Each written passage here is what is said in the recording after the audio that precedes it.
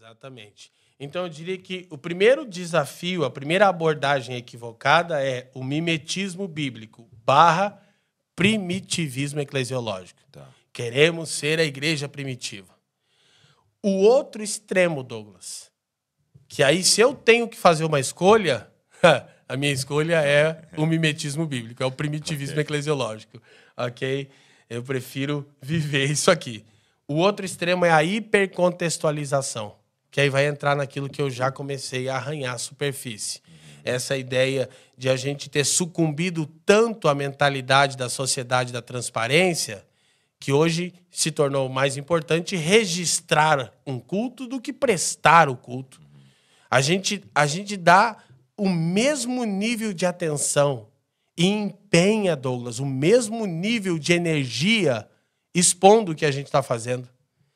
E aí metade da energia nossa está sendo gasta para mostrar.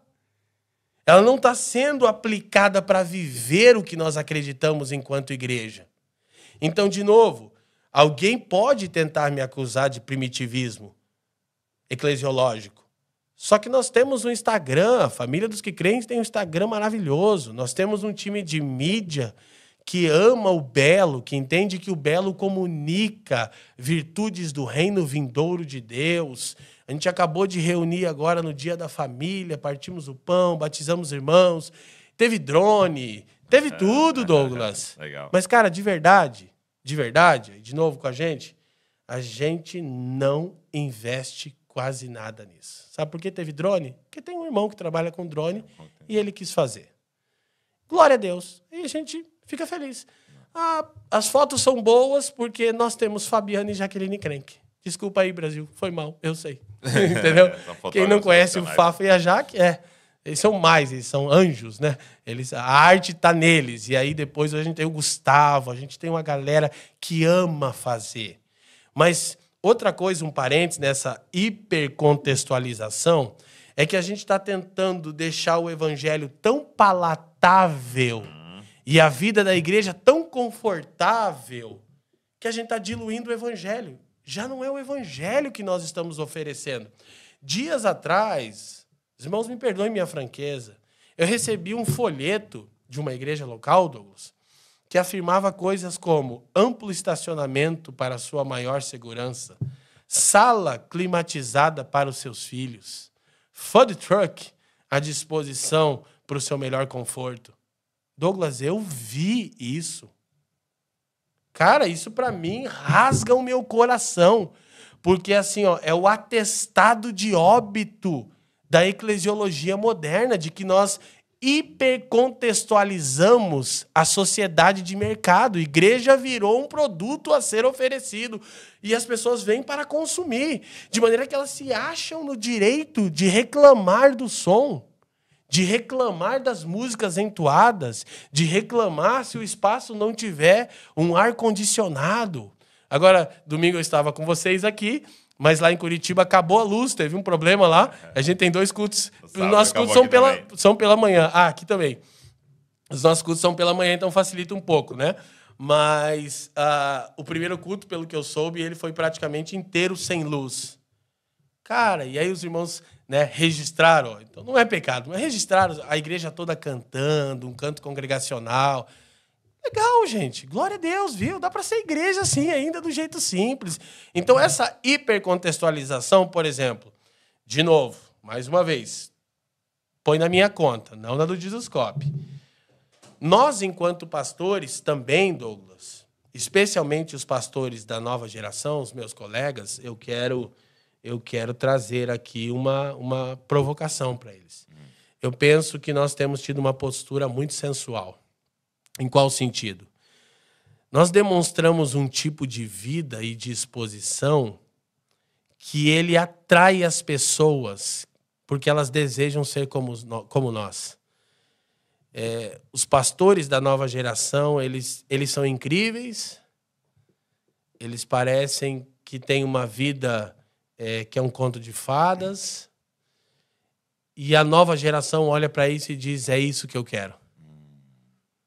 Então, assim, de novo, eu não estou dizendo... Eu não sou franciscano, não faço apologia à pobreza, mas inquieta o meu coração porque isso é um tipo de sedução. Então, no meu novo livro, um dos capítulos vai chamar Comunidades Broxantes. E é bem picante o tema mesmo. Eu quero falar sobre igrejas que a principal atração é a palavra. É o que, no âmbito da eclesiologia, é chamado de logocêntrica. Ou seja, a igreja é centrada em Cristo, a palavra encarnada, e nas Escrituras, a palavra inspirada. Testemunhar uma coisa aqui, eu sei que talvez é chato falar de nós mesmos, mas eu não vou testemunhar de outros, talvez não tenha o mesmo efeito. Você conhece muito bem, nos conhecemos através do Salomão do Reggae, nosso amigo. Fica aqui a deixa, Salomão, estou aqui. Fica tranquilo, você vai voltar aqui no Discoscópio. tem que explicar isso, né? Mas explica. Tem que explicar. Então, o Salomão mudou para Curitiba com a Dai, com o Zafé, com a Zahara. De Cabo Frio, Salomão, regueiro nato, pé na areia, aquela coisa, né? Para vivenciar a vida da igreja. E num dia que o Salomão esteve conosco lá, a gente recebeu ele lá em casa, comemos juntos, com o presbitério, com a diaconia, num sábado, e eu viajei no domingo, que é bem atípico, mas eu tinha um compromisso no domingo. Viajei no domingo, e o Salomão estava gravando em Curitiba, e ele foi no culto, na família, porque ele estava sentando do coração se mudar, e é uma mudança muito brusca, né? A cultura do Rio é muito diferente de Curitiba, clima, o curitibano é muito diferente, o Salomão é do reggae mesmo, né? Vida solta e tal. E aí ele foi no culto, e estava na época da pandemia, e aí tinha inscrição, ele brinca, o pessoal que estava na porta não conhecia ele, foi bem legal.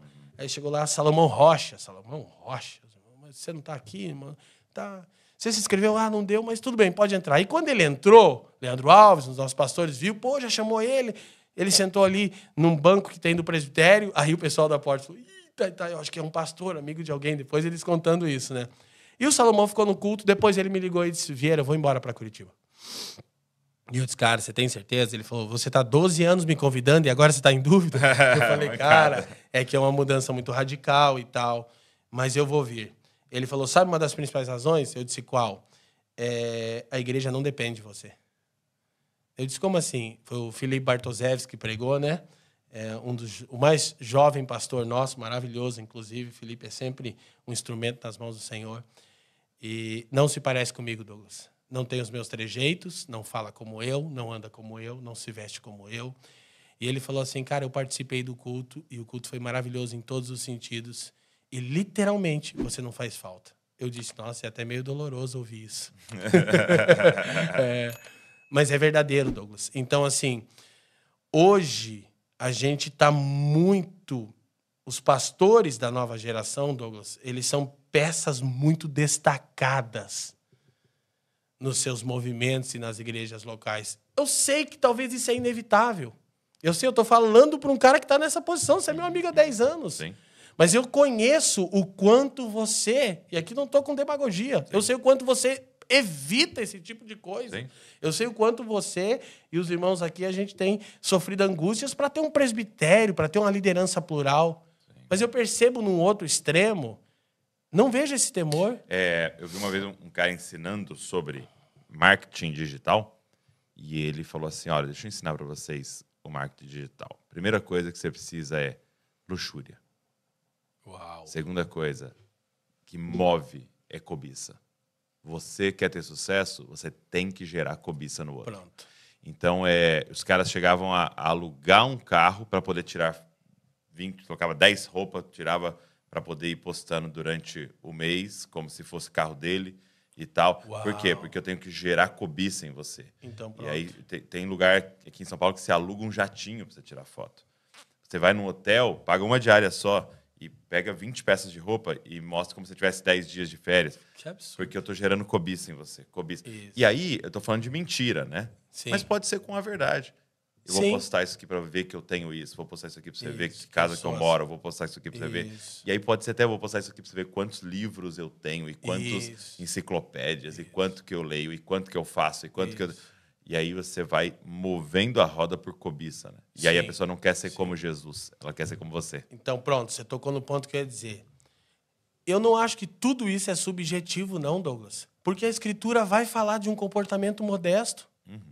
Porque senão, daí alguém pode dizer, mas tudo é subjetivo, é só o coração. Não, a Escritura diz que tem que haver modéstia no procedimento.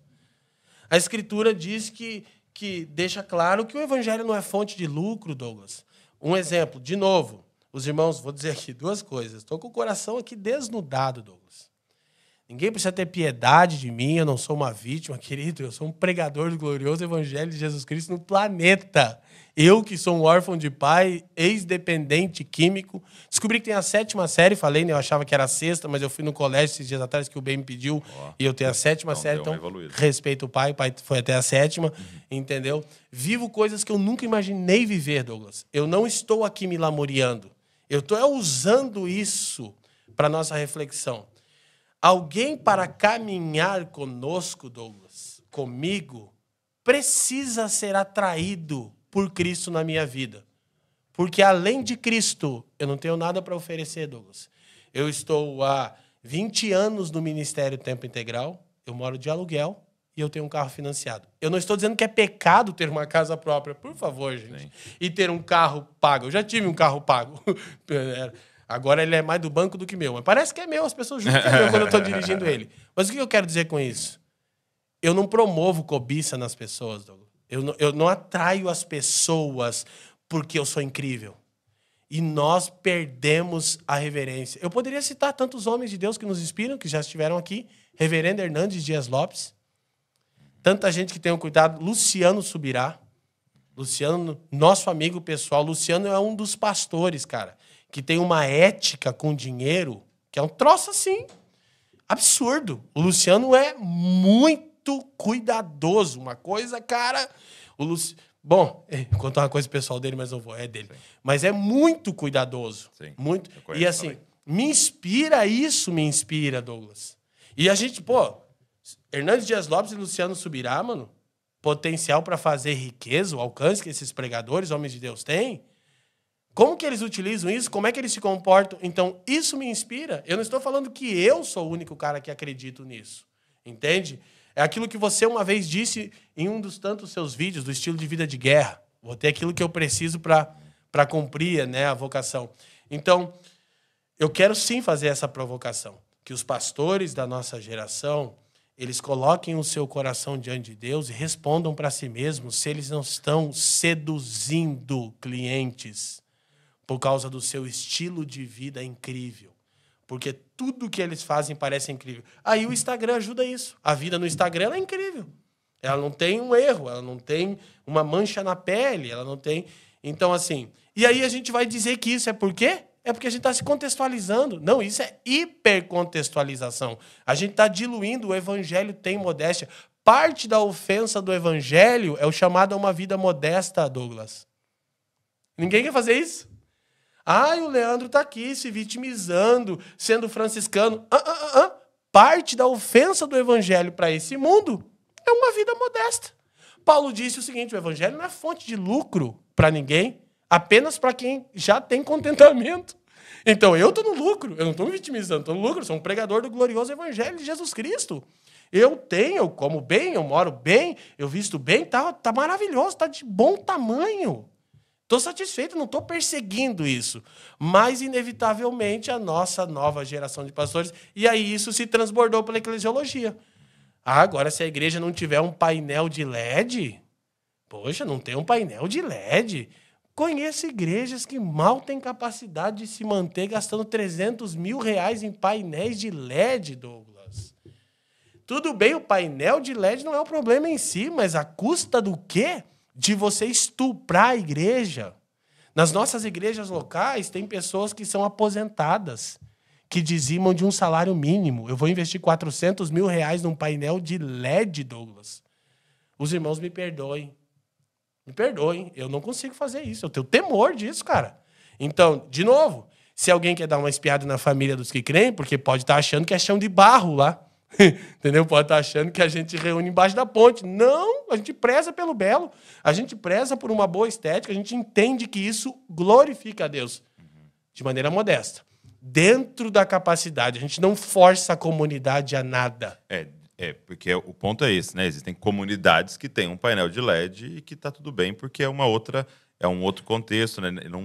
não forçou a igreja aquilo, foi dentro do seu orçamento e encaixou, né? Mas realmente, dependendo de Mas como é ainda olhado assim, para isso. de novo, vou insistir. Ainda assim, num país como o Brasil, com tanta carência, Douglas, com tanta necessidade, será que isso não pesa contra nós?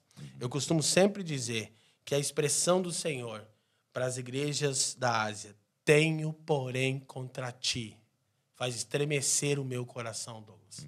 Cada igreja local, a começar pela família dos que creem, deveria conseguir responder o que o Senhor tem contra nós.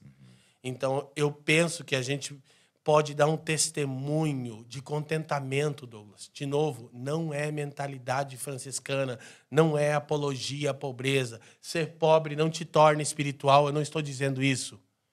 Mas modéstia é sim evidência de saúde espiritual. Contentamento é sim evidência de saúde espiritual. Então, de novo, só para relembrar, amarrar e a gente ir avançando. O que isso tem a ver com hipercontextualização?